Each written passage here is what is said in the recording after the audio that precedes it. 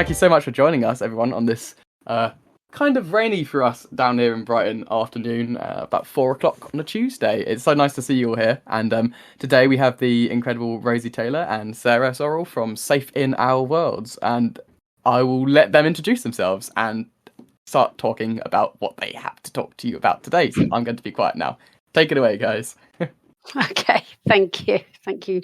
Hi, so I'm Sarah from Safe in Our World. A big welcome to everybody who's joined us this afternoon to learn a little bit about Safe in Our World and for us to then get stuck into our conversation topic of the day, which is imposter syndrome.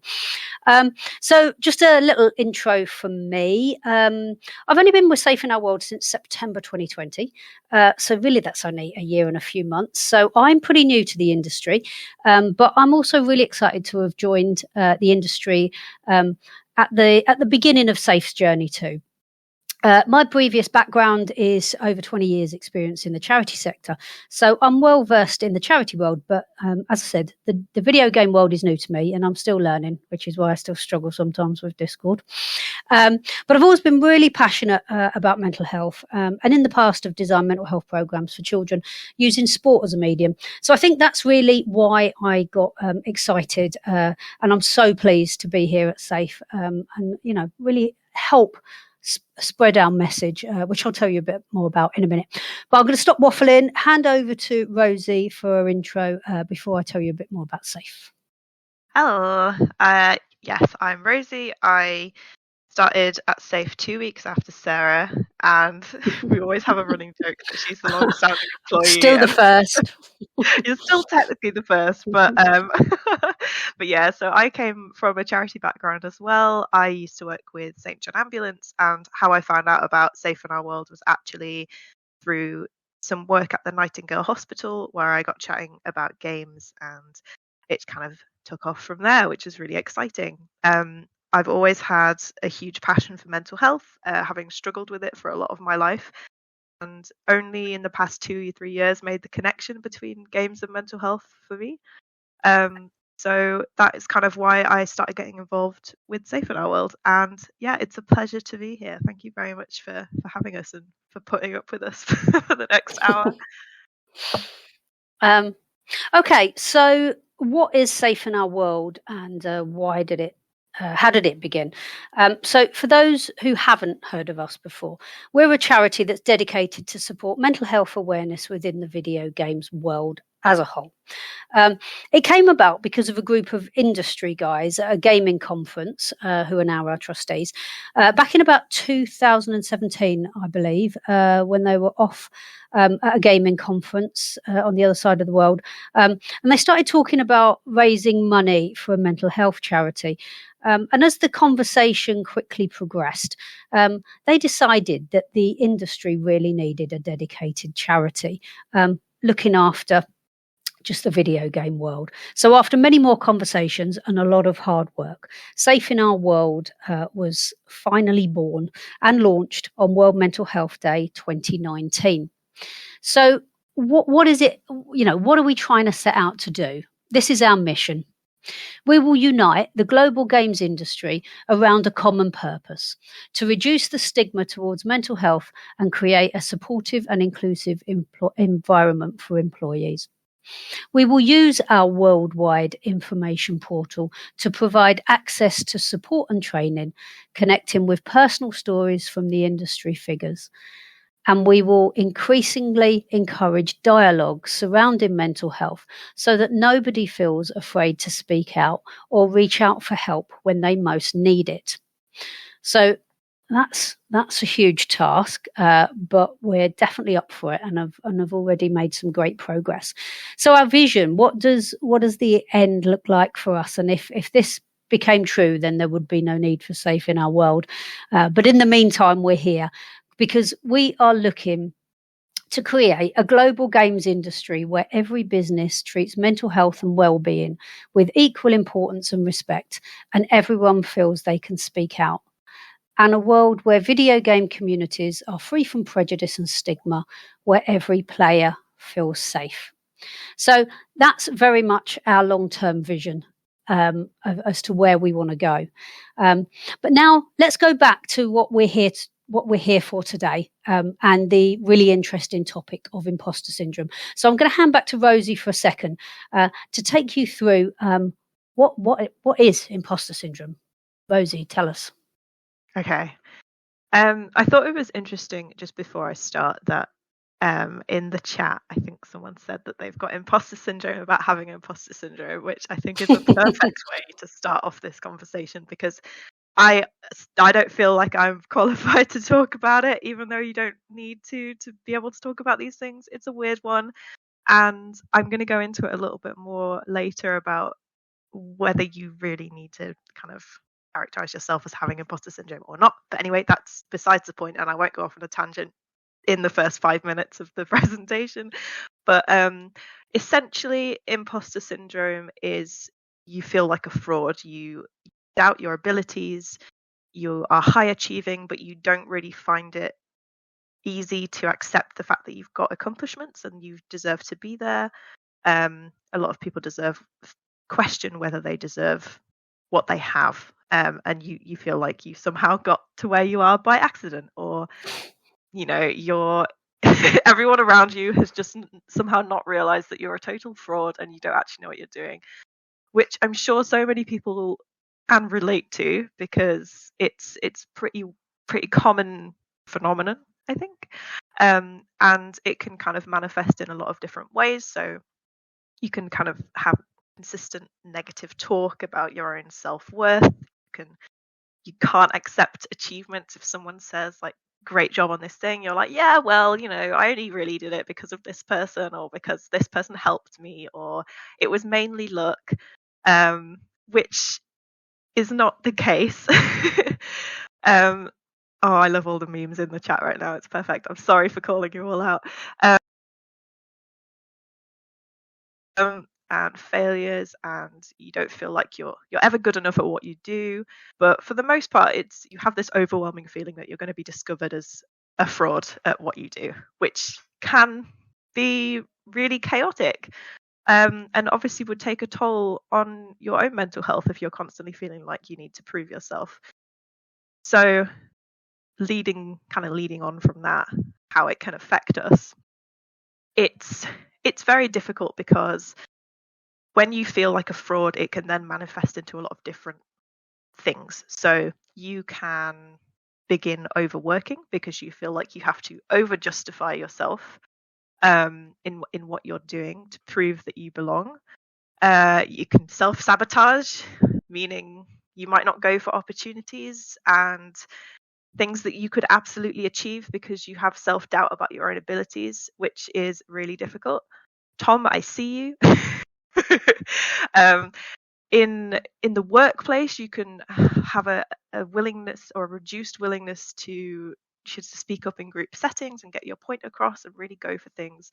And you can end up procrastinating a lot of the time, which is then counterproductive as well, which doesn't help. But it also it's not just about in the workplace. It's got like hobbies as well. So I see imposter syndrome as being in anything that you see as something that you can compare yourself with, or anything like that. So let's say, for example, you love basketball. I'm saying that because I love basketball and I used to play basketball, and I would actively not do the things that I wanted to do and try out for things because I was just afraid of failure and didn't think that I would ever be there ever in the first place, which then makes it really difficult, because if you're a very talented person at what you do and then you're not actively pursuing your career in it and advancing in it, then it's quite, soul crushing, I guess.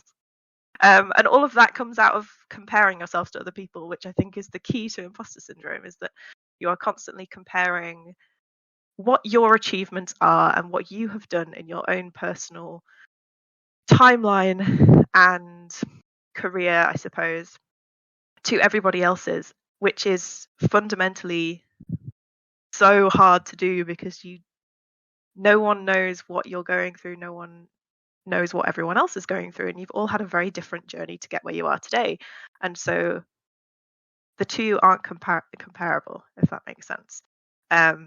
But anyway, why does that matter? I suppose if you're reducing yourself, you can reduce other people's opinions of you. You can inhibit your aspirations in where you want to be and what you want to achieve, and basically just not give yourself a head start in where you want to go, which is not ideal. But also it feeds perfectionism, which is something else I want to talk about in a little bit. But because there's a little bit of a debate that goes on between whether imposter syndrome is fed by perfectionism or whether it is fed by self-doubt, and there's a little bit of a difference. But also it can make what you're passionate about very difficult to enjoy, which is never good. So that's why it matters. And I'm just going to go a little bit off piste and do a poll in the live chat, because I'm sure that a lot of people who are listening right now will be relating to some of the things that we've been talking about. And so I wanted to put in a couple of questions which you can react to. Well, I say we, Sarah is typing in a couple of the questions that we wanted to ask. And if you can react to the questions with yes or no, it would just be really interesting to see how many of us are also experiencing the same things. So for the first one, do you feel as though you've experienced the common feelings associated with imposter syndrome? As in, oh, Sarah, no. I knew I would do it wrong. Oh my It's goodness. okay. Don't leave Let's me just anyway. say the yes glove is the yes. Because that went up so quickly. Oh my goodness. And the crying face, yeah, that also means yes. So I think it's safe to assume, no pun intended, that a lot of people have experienced these sorts of things, which is very difficult. And this isn't going to be doom and gloom. Yes, in a second. It's not going to be all doom and gloom. We're going to talk about ways that you can help yourself with imposter syndrome and help others. But I just thought it was a worthy endeavor to kind of look at how many people are also experiencing the same things and almost provide a sort of comfort that you're not in it by yourself. But we have another question as well, which is, have these feelings ever limited your opportunities for development? I'm going to take that as an overwhelming yes. I think so. Which again is an issue, because if you're truly worth and talented about what you're doing, it can be devastating to see people not go for the things that they're truly passionate about and can achieve because they don't believe that they can get there. So yes, instead of stewing too much about the poll and about how many people are also, I see there's a couple of people who haven't let it limit them, which is great, and I love to see it. And who haven't experienced, actually no, I didn't see anyone who hadn't experienced it, never mind. But I'm going to talk a little bit about how we can counter these feelings, because it's very difficult to kind of quantify and put into an easy, yes, do this and you won't experience imposter syndrome. It's not really how it works. However, I think there are some really important key things that you can do to kind of almost prove to yourself that your brain is just being really mean to you. And I think the first step of that is always to be able to recognize these sorts of feelings when they do emerge and recognize that it's not true. And by even just about listening and talking to other people about imposter syndrome and the feelings associated with it, whether it's imposter syndrome or not, it allows us to be a lot more aware of our own behaviors and our own reactions to our successes or failures, whether that is in professional or personal lives as well. Another one that I think is super important is reframing. In a way, someone's just put about rewiring our brains, and I totally agree. I think it's about reframing how you think. And so if you constantly, see failure as failure, you're only going to have a negative association with it. And so reframing failure as a learning opportunity and being able to not be critical of yourself because you're failing, but actually see it as a growth, that can only be positive for us.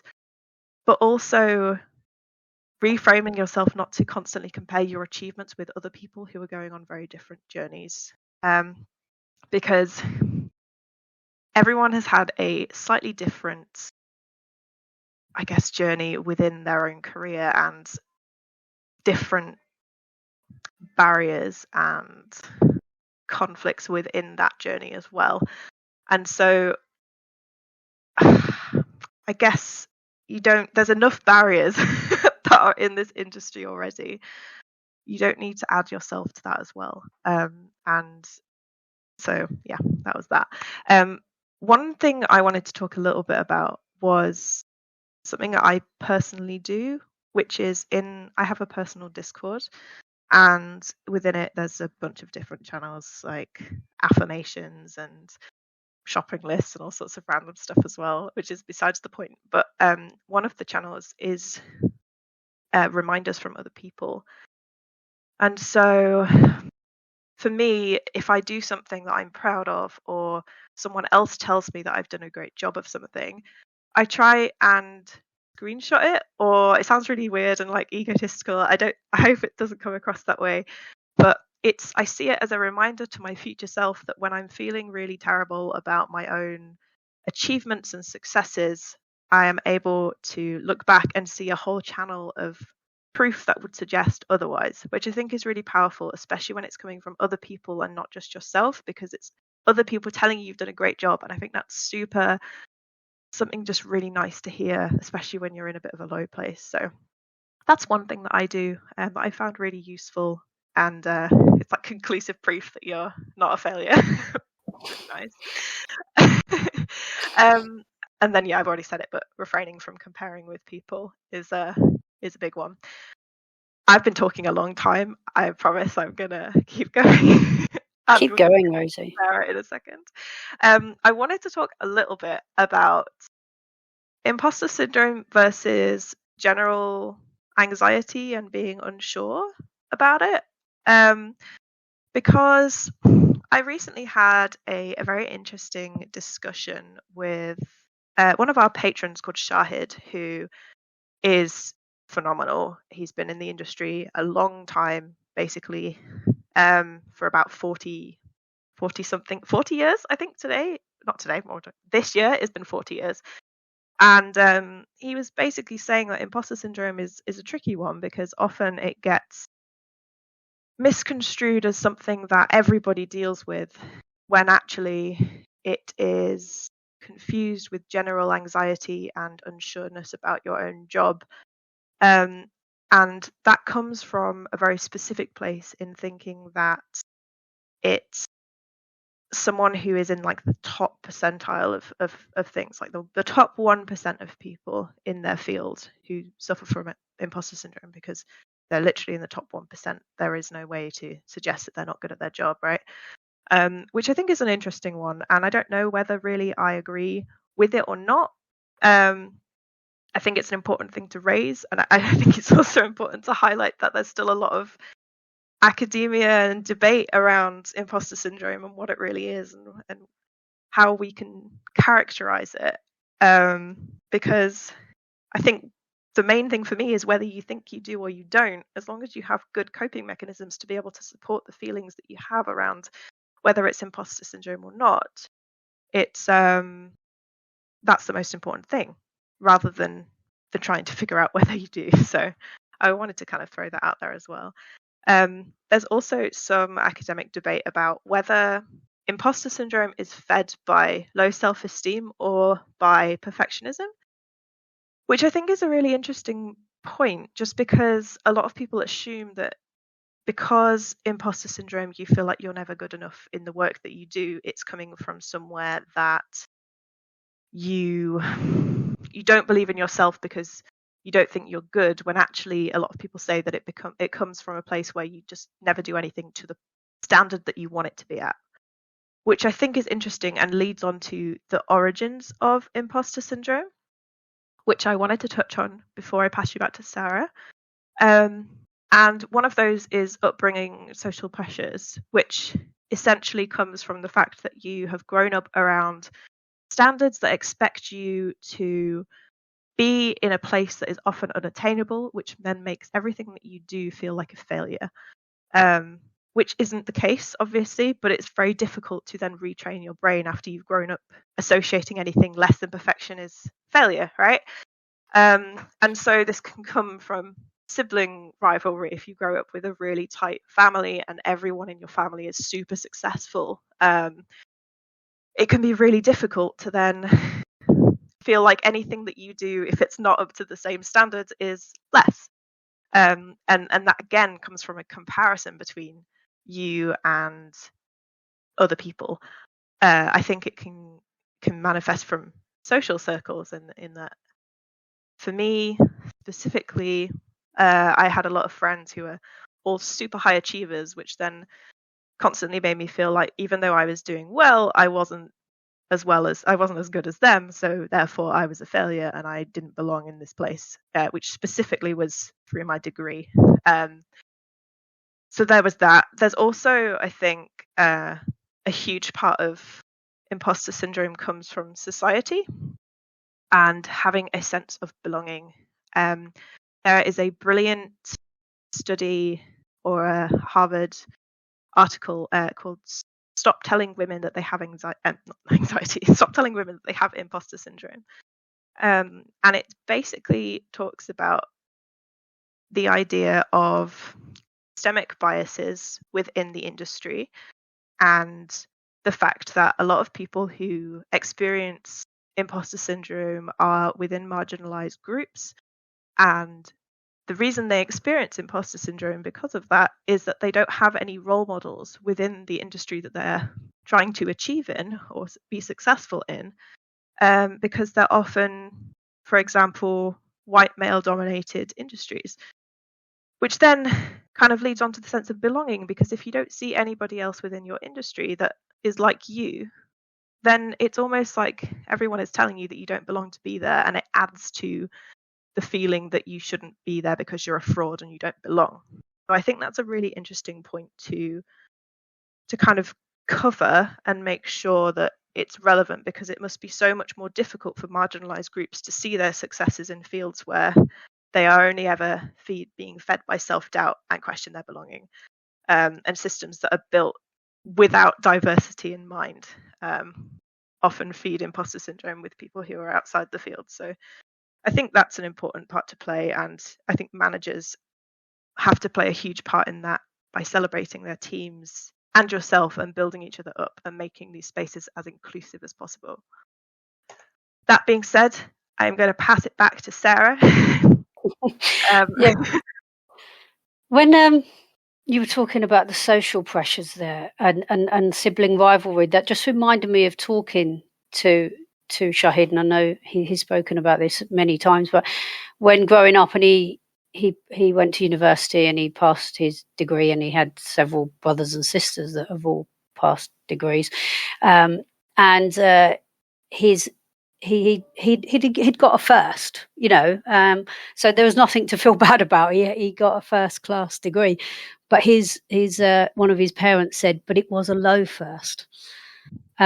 Such an evil thing to say, imagine. Yeah, exactly. But it's something like that can stay with you for your whole life. You've done amazing, but if someone puts that down, then how do you recover from that? So that was an interesting thing. Yeah, exactly. And people always remember criticism way more than they remember success. I don't know whether that's just something that we all have intrinsically in our brains, but if someone criticizes you, you're so much more likely to hold on to it when someone says well done.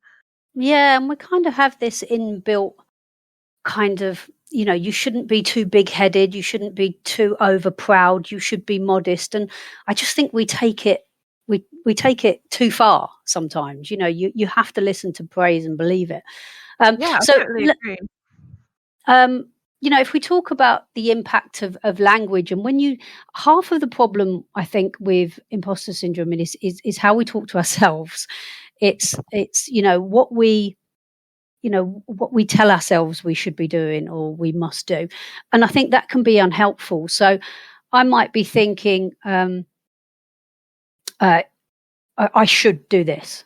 I should definitely get that report. I should, but maybe I could change that and say it would be good if I could do that. Stop putting the pressure on myself to do everything. Would be good. I must do this. I would like to do this. Just be a bit kinder with your language, even to yourself. And I have to make sure I get to this particular point of my career. I have to achieve that level. Well, maybe we could change that to have the opportunity to, something to work towards rather than I have to get there. And will versus will try. They're quite subtle things, but I just think it's important to watch our language and our language to ourselves, and set boundaries. Can lower the pressure. We can't all be perfect. We all have a million things to do, and it will just help us if we're just a little bit kinder to ourselves, really. So moving on from that, I'm going to talk about role models and hero stories. We make sure at SAFE that we give people a voice to talk about things they're struggling with. And we've done that on our website, and we've also done it on an Instagram, Humans of Mental Health on Instagram as well. So if people have been on a journey, with not obviously not just about imposter syndrome, but any mental health journey, it's important to speak out about it, because someone will read that and think, yeah, that's me. I've done that. Or, oh, wow, that's what you did to help you. Maybe I could give that a go. So it's just giving a voice to people. And on our website, we have a lot of stories from key personalities from within the industry. Some of them are trustees, some of them are patrons and ambassadors. And just to pick out a couple of ones, how video games, mindfulness, and meditation saved my life. They're powerful stories. One person spoke very openly about their struggle with bipolar. And another one, how gaming helped me find belonging in an invisible world. Now, if you read some of these, they really do resonate with you, and you can see that you're not alone. Even if you don't relate to all of it, there'll be bits of it that you think, yeah, that's me. And I think that's why imposter syndrome is such an important subject, because so many people resonate with it. But I'm going to ask Rosie now. Are we able to play a video, Rosie? So I put a link in the chat, and I know that there's no screen sharing capability within Discord stages. However, we can all watch it at the same time. We count down and press play, because it's a really good one, and I think it's really important. This is Michelle Obama, and maybe we'd all think, well, she's never going to suffer from imposter syndrome. One of the most influential, famous women in the world. But she very much does. So we'll try and play it for a bit. If it is about 6 minutes long. So if we don't get all the way through it, perhaps we can just come back and we can carry on talking a little bit more about it. Yeah. Okay. Let's do a countdown if people are up for that. I'm going to start. We from do like 5. a 3, 2, 1, go kind of thing. Yeah. And on go, everyone. And on clicks go, play. we press it. Yes. I'm like rock paper scissors. No. Yeah, Rock let's paper go. scissors go. Shoot. Gosh. Anyway. Take it away. Thank you. Okay. Are we ready? 3, 2, 1, go.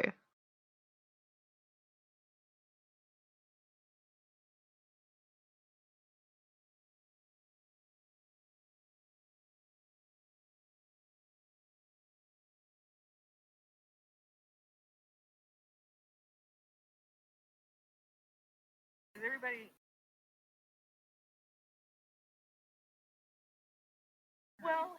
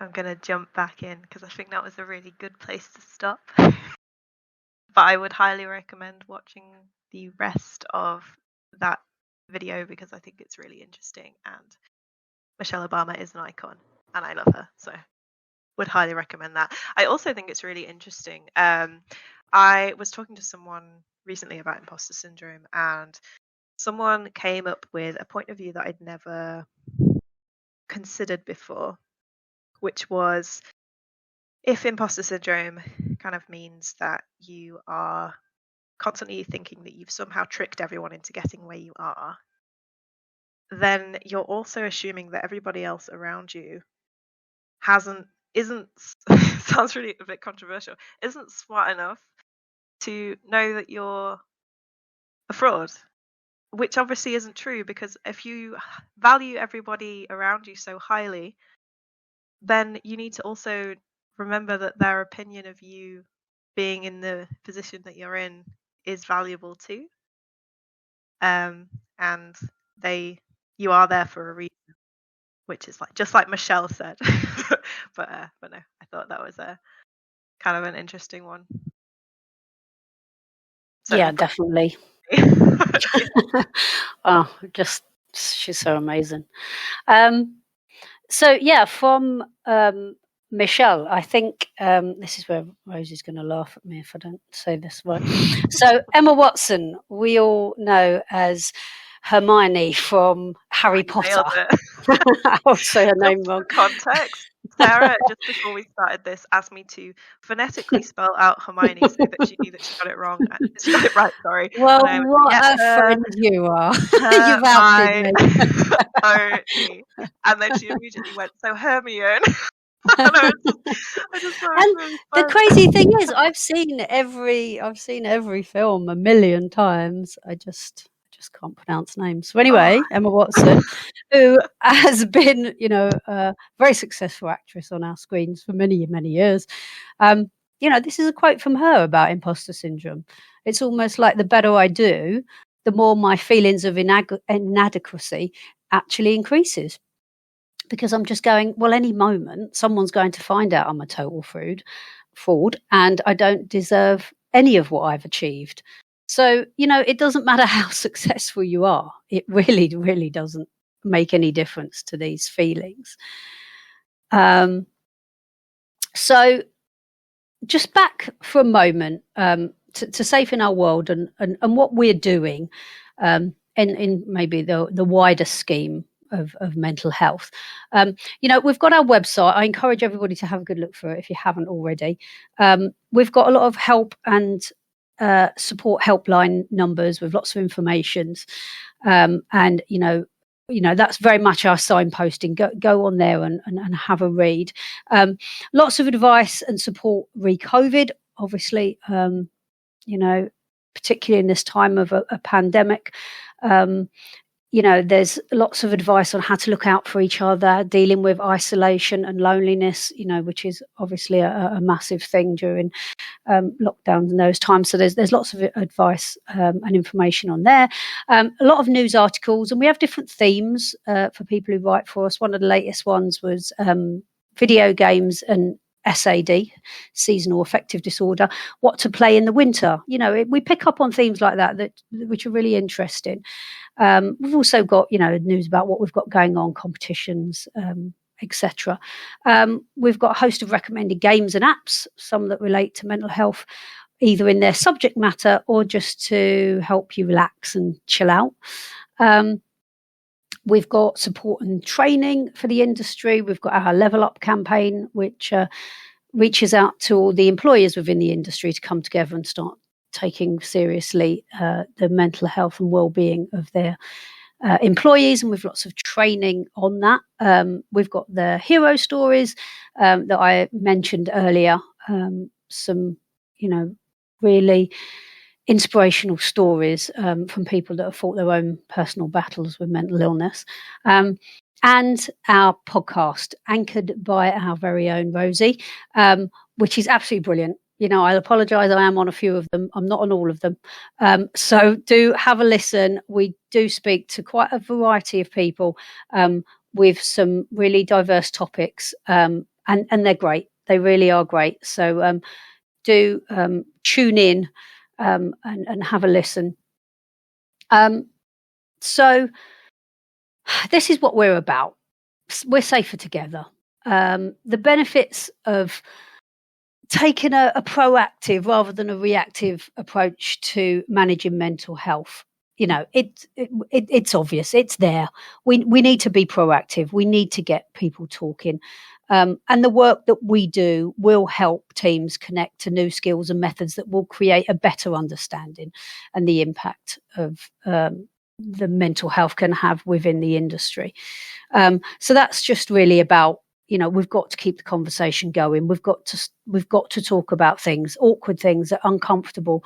But at the end of the day, we have to level up mental health with physical health. We will talk to each other quite openly about a headache, a twisted ankle, a twisted neck, but we don't talk about anxiety and depression. And that's what really needs to change. So some take homes from the conversations that we've had this afternoon. These are our sort of top tips, if you like, of what you need to do if you feel like you are suffering from imposter syndrome. First of all, just stop comparing yourself to others. You don't know how others have got where they've got, what they've been through, what they've done or not done. You don't know any obstacles they've gone through. So don't compare yourself to anybody else. Everybody's situation is different. As Rosie was saying earlier, look for the wins. Ask yourself what went well. Where did I make a difference today? And actually jot it down. A lot of people really do like journaling for this. Actually write down every day the stuff that's been good, the good bits, because by nature, we focus on all the bad things that have happened and all the things that didn't go well, but actually look for the good. Listen and take praise. I'm one of the worst for this. When people say, that's brilliant, you've done a great job, I just want to shy away. I'm embarrassed to hear it. But Can't don't confirm. be. You are the worst for this. I am the worst. I'm just like, I don't know if that's the way I was brought up, but I just, I find it really uncomfortable. And I am learning a lot to just go, thank you, appreciate that. And take it on board and listen. People don't say it for the sake of it. So if you throw it back at them, that means you don't trust them. You don't value their opinion. So just thank it. Don't dismiss it. And finally, go for it. Take the opportunity. There may not be another chance. I've certainly had this before, where I've been given an opportunity to do something, to be on live TV, and my fear overcame me and I couldn't do it. I stopped. There was no reason why I couldn't do it. I knew everything that needed to be talked about, but my fear stopped me and I didn't get another chance. So don't let fear overcome. Just take the opportunity and go for it. So they're my take homes. I don't know if Rosie's got any more that she wants to add in. I think the main one for me again is just recognizing when you have done really well and not finding excuses for why it could have been better. But as well, just life is hard. You don't need to make it harder for yourself. And by trying to reframe your brain into celebrating yourself, and I think you can do this as well by celebrating other people, because you're like, this is positive. Positivity is like wildfire. I feel like I'm saying so much rubbish, but it's true. And I think celebrating each other is just as important as celebrating yourself, because you're constantly assuring and affirming people that they belong in the spaces that they are, and just being a general positive force within where you are. But anyway, I won't keep going. Yeah, definitely. You guys know already. The chat's been delightful today. I've very much enjoyed chatting about this. It's one of our favourite subjects for Rosie and I to talk about. So we always jump at the opportunity to talk about it, because it's just everybody I know has suffered at some point. I've spoken to a few Yeah. people who have said, I used to have it and I don't anymore. So that's positive.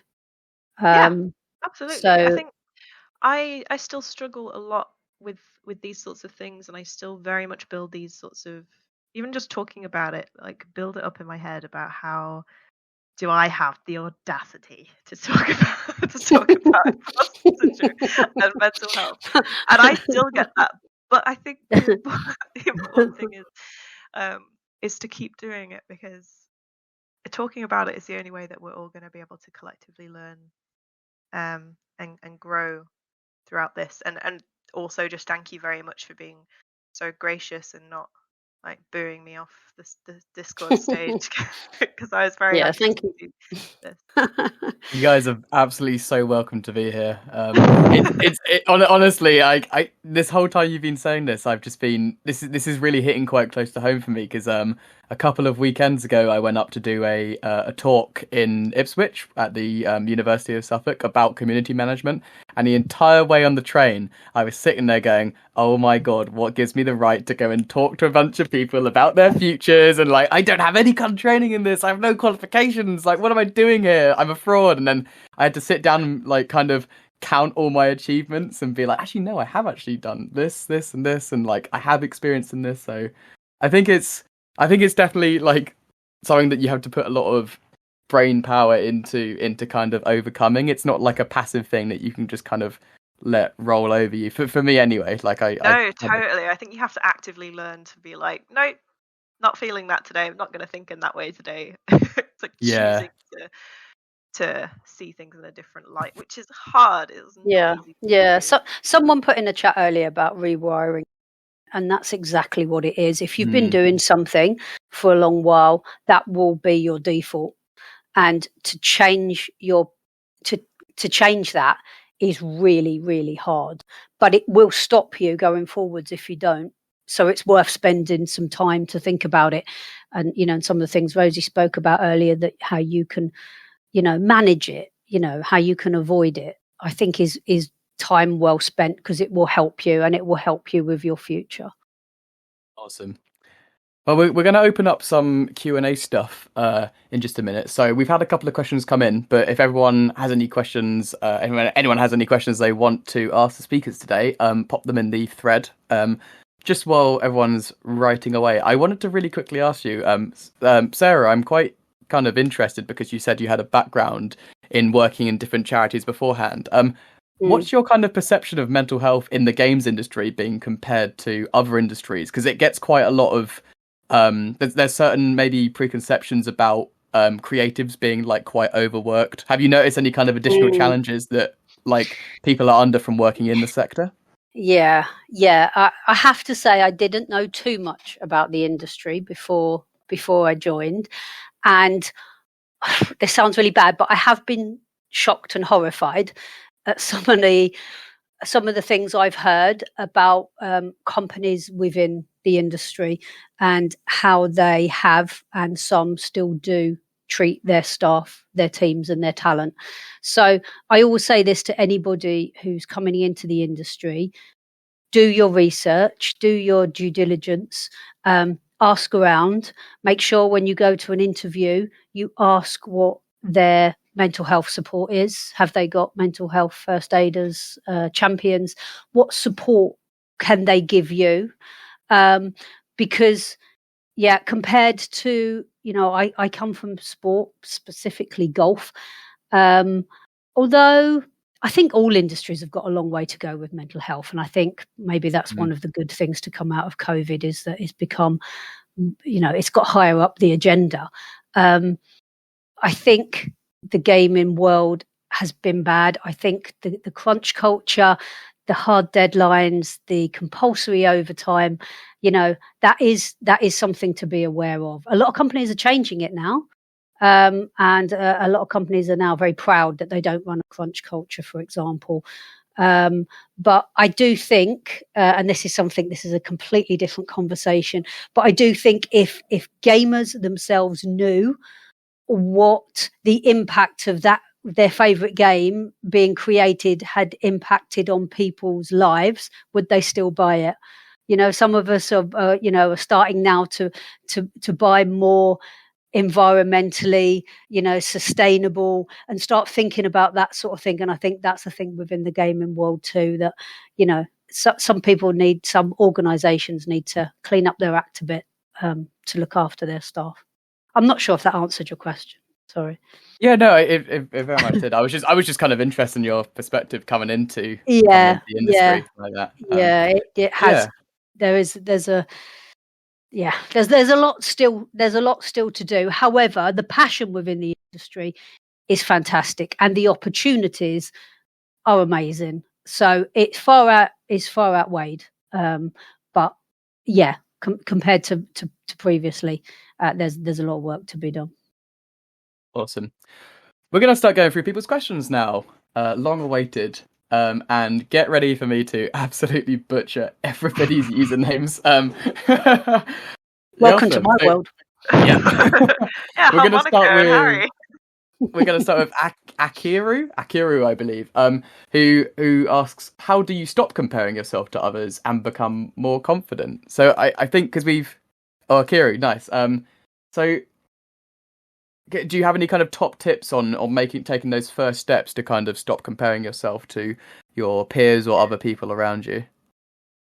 Oh, it's quite difficult, I guess, because it's a tricky one. Yeah, it's also quite a personal, like on a case by case basis. I think that's also the key of it as well. Is you know yourself best, and it's whilst that is also a blessing and a curse as well. I think you'll know what is the best way to try and move forward and retrain your brain into seeing your positives as successes and not seeing your failures as failures, if that makes sense. So I think be aware of it. Being aware is absolutely key. Like you have to know when you're being, I think being aware that you're being illogical and doesn't always help, but it's a start, because you know that you're lying to yourself in a sense. Like that you're blowing it out of proportion and that what you're saying isn't factually true, and having facts to support the fact too many facts in that sentence having evidence to support where you are that is indisputable is like a great place to start, because you can always go back to this list and be like, but look at all these amazing things that I've done. That's never going to change because that's in the past now. Yeah, it kind of helps you get a bit of perspective, I think. As well. Sorry to interrupt there, but like having all those. I was saying, like sitting on the train and kind of going like, well, actually, I have done all these things, and kind of almost listing your accomplishments really puts in perspective like how much worth you have as a person. Yeah, totally. But also, don't all put all of your worth on what your accomplishments are. Well. I think that's not that you're insinuating that, but like. Just, no. I hope it didn't come across like that. It's no, not at all. I think it's just really easy to get wrapped up in it and then start catastrophizing over one small thing at work, then thinking that you're terrible at your job, which isn't the case. But it's a very easy mindset to get into. So I think recognizing when you're spiraling is a great way to then be able to get out of that headspace. Good stuff. Yeah. So, Rox M asks, how do I mention that I need mental health support in a work environment? That's a really good one. That's a really, really good question. Yeah, that really is a good one. Well, if you're going, my advice is when you go for a job within the industry, that it is something you ask in, the bit at the end where they say, got any questions for us? What do you have in place to support the mental health and well-being of your team? And I would only go for a job with an organisation that says they've got some things in place. They've got a mental health charter, they've got a mental health champion, they've got various things that they've already started to do, an employee assistant program. So that's something that many companies have, whereby you get free counselling for six issues per person per year, where you can get 6 free counselling sessions. They also provide financial help and other sort of issues as well. So yeah, it is really hard. But I think companies now are starting to realise that they need to have that in order to get the best teams and talent and keep hold of them. So you should always aim to work somewhere that's already got that in place, or is it the if they're a level up organisation with us, that they are starting to think about it, and you should expect that they are levelling up mental health with physical health. I know it's very easy for me to say that, and it's very difficult, but I always think it's best to kind of set your stall out early as to what you expect from an organisation. And if you are bipolar and you suffer with that a lot, that is something you should mention. But instead of mentioning it in an embarrassed kind of, oh, by the way, it should be like, what can you do to support me with that? Yeah, just off the back of that as well, like it's the people to contact if you have mental health first aiders in your company. You should go to them because they should be able to direct you in the places that the resources are. You can go to HR as well, but also if you don't have a HR department, like Sarah and I don't have a HR department, No. and she's already mentioned like EAPs and things that are very easy for companies to sign up to for pretty cheap for a small team to be able to get access to that. But we also have a lot of resources on our website as well. So if you Yep. don't know any resources, please do visit our website because we've Yep. got a lot of different ones that target different things. And so if your workplace isn't actively pointing you in any direction, safeinourworld.org has some options for you to start out to try and figure out what you need. I can really personally vouch for those courses as well. Last year I did the community managers mental health course with Safe in the Worlds, and it was so fantastic. I just like came out of every session like absolutely beaming and feeling great, like I could take on the world. So yeah, really highly recommend. Oh, brilliant. That's really nice to hear. Yeah. King Kai asks, what is your favourite affirmation to tell yourself when you're feeling the imposter syndrome that day? Oh my god, I've got a whole Discord of affirmations. Oh, right. Nice. Let me crack it out. I've got, one of them isn't an affirmation, but it's like a quote that I really like, which is if you can't beat fear, just do it scared. I live by that quote. Everything I do, I'm terrified, but I'm like fine with it because it doesn't matter, because one day I won't be scared. So I think just go for it. But affirmations, that's really sick. I see my struggles as an opportunity to grow. I'm in charge of how I feel today, or I will never have to do today again is a great one. Yeah, that is a great one. So yeah, there's a bunch of like little. Yeah. I like that one because it makes you appreciate the little things of the day as well. I know it's meant to be like if your day's really rough, like don't worry, we're not going to do this again. But it's also like, hey, I ate a really nice sandwich today. Like makes you appreciate stuff. Yeah. And it's just about being kind to yourself. And you might have had a rubbish day, but just do something nice. That's another thing we always say. Self-care isn't selfish. Take some time out to do something that you enjoy, and just to recharge your batteries. I love that. When you can do, when you can't, don't. Yeah. Absolutely. I love that. I have so many days where it's just like a total write-off, and once I've recognized that it's just going to be a write-off, I'm so much better about it. I'm like, it doesn't matter, I'll do what I can, but I'm not going to punish myself if I don't get things done because I'm not in the right headspace to do it, and that's okay. I love that saying a lot. Lovely one. So Molly asks, what's one small step we can all take today to combat imposter syndrome?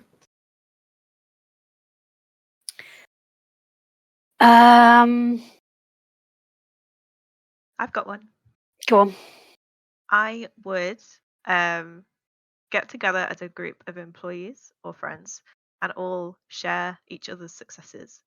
I think it's a really nice way to be able to connect with colleagues who you may or may not compare yourself with, but also it's a total sort of time dedicated to pure positivity and celebrating each other, which I think is a really nice way to start instead of constantly because I think a lot of the time, especially at work, everyone's like, what do we need to do better, instead of like, oh hey, what are the wins? We have a Discord channel in our staff thing called Wins, where we put in the things that we're proud of each other doing, and it's a really nice like small touch that can help. Absolutely, we'll be stealing that for the indie game Slack. Yeah, That's really nice. I think we do a similar thing in our meetings, and on Monday we all kind of get together and we talk a little bit about the week. And I quite like how you don't have to say a win about work. You can say something like, "Oh, I had a really nice weekend. I learned a new skill, or I went and did this extracurricular activity that was really fun." And that's celebrated on the same level as I got a win at work. I did this project or something, and it's really like Absolutely. positive atmosphere from it. Yeah, I totally agree. And like as well, it's always nice when you hear it from somebody else. Because it's really hard to, you're like your own worst critic, aren't you? And it's really hard to then recognize. If you can't recognize your successes, it's very difficult to write them down. So if you get someone else to do it for you, one, they've done the work for you, which is great. But secondly, they're probably much more likely to see it from a non-biased perspective, especially if you experience imposter syndrome, because you're going to be way much harder on yourself than other people would be. So we're going on. I'm really sorry, Rox. I'm going to skip your second question just because you asked one already. Just in for time's sake. But Fifth Man asks, I also suffer from burnout, and I keep thinking my portfolio isn't adequate because I've never even get to an interview stage because they all want the guy with 5+ experience. So is there a correlation between imposter syndrome and the Matthew effect, which is when jobs want more experience from entry-level candidates? So I suppose what they're getting there is like does imposter syndrome kind of cover that feeling of I'm inadequate compared to people who are like already in the industry or already working at better level jobs than me? Oh, that's a tricky one because I guess it Yeah. also feeds into like the society thing where people tell you that you're not good enough to be somewhere until you're in it. But I also think that imposter syndrome specifically is talking more about people who are already existing in the field and they think they shouldn't be there. So it's kind of a weird one, but they definitely link because that's a really hard one. And I, for one, hate it when people are like, oh, you need to have like 60 million years of experience in this thing that no one could possibly have.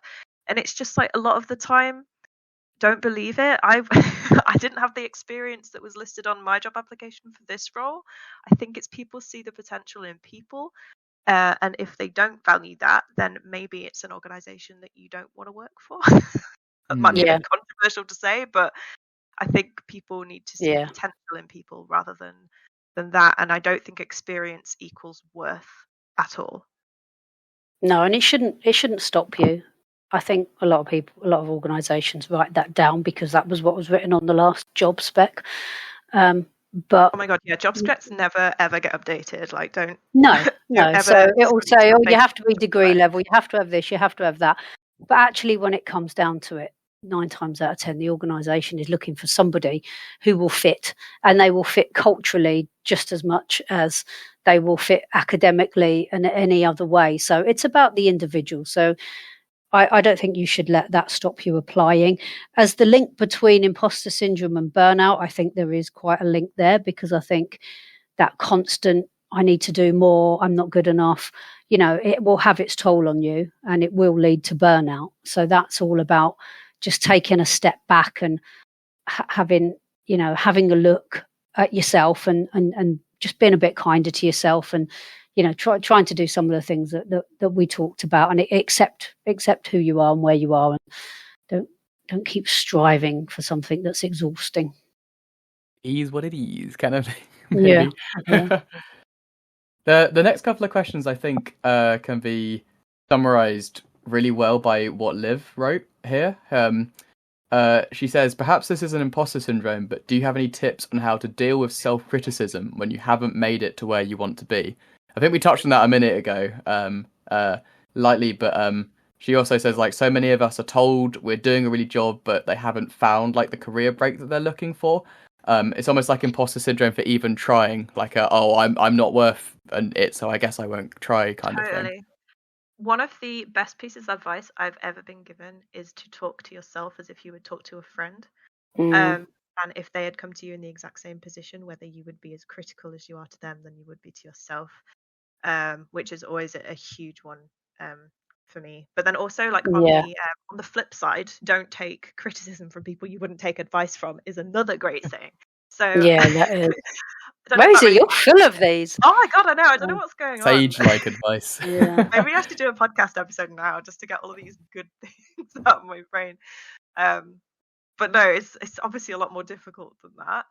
And also, there is a difference between criticism and constructive comments, and what one person sees as criticism to them isn't. They're just giving you some advice.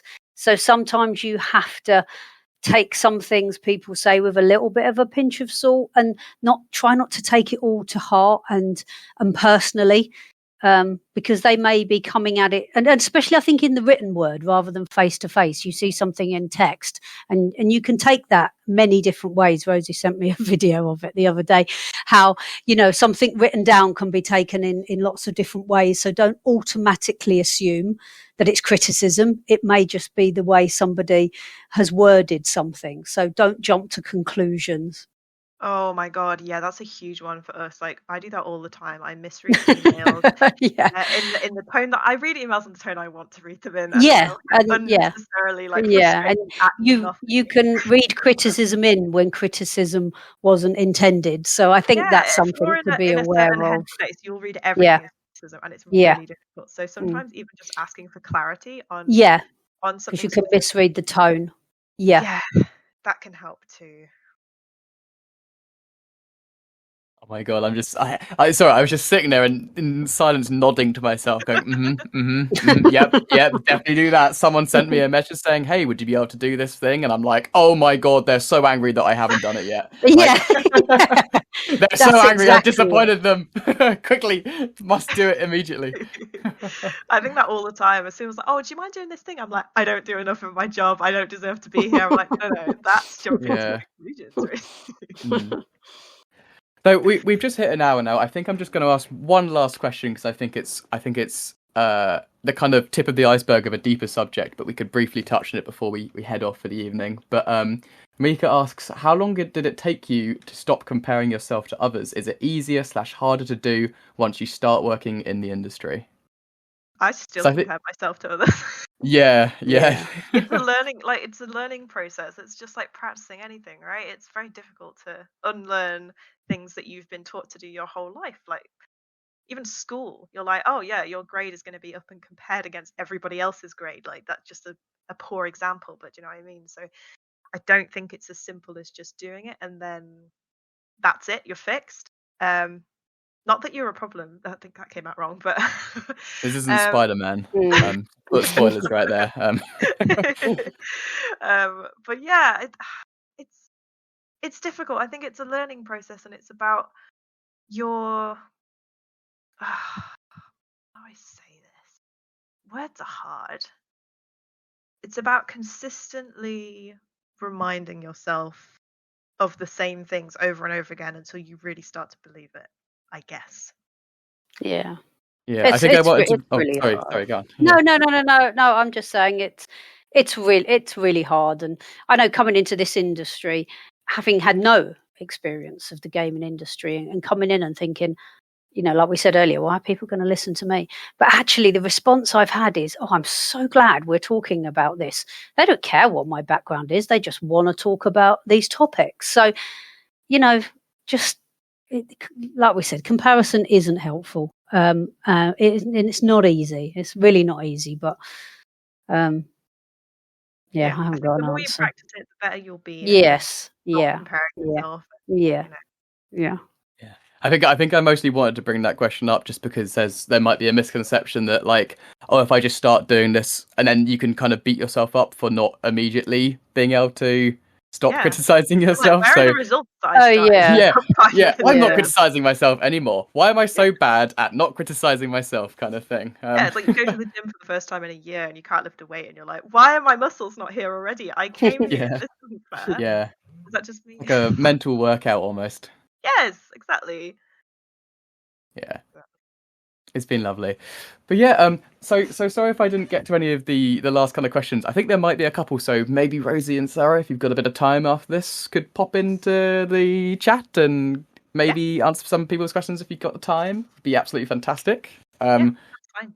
Awesome. That'd be so great. A bunch of links of things that are ready for you to talk about. But yeah, would you Oh, like to tell us yeah. a little bit about what Safe in Our Worlds is doing at the moment? Yes. So let me just get the link ready so I have it too. I've spent like the last 6 months slaving over this thing, so please stay for just a little while longer. At the moment, Safe in Our World is fundraising, and as part of that, I've just posted a link in chat. We have put together a charity bundle where all the proceeds will support the charity.